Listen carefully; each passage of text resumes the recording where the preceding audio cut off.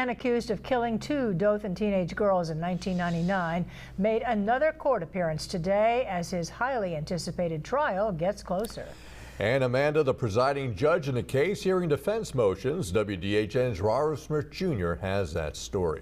The capital murder trial for Coley McCraney, who's accused of killing 2 Dothan teens, J.B. Beasley and Tracy Hallett, is just 1 month away after several continuations. Thursday morning, his defense team asking Judge Fillmore to get rid of any potential roadblocks they may see during this trial.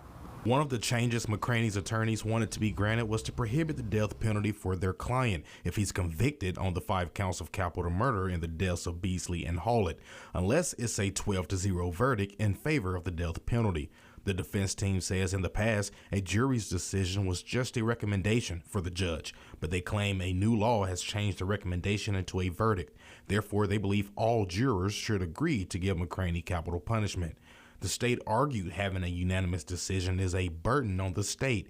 The current state law requires 10 jurors out of 12 to vote in favor of the death penalty. The judge didn't make a ruling on that motion.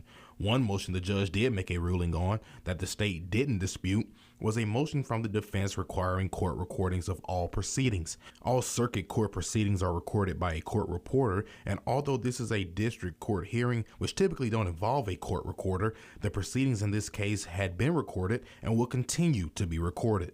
Other requests were brought up at the hearing, a motion to submit evidence and argue residual doubt, meaning if he's found guilty, the defense team can argue his innocence before a penalty is set.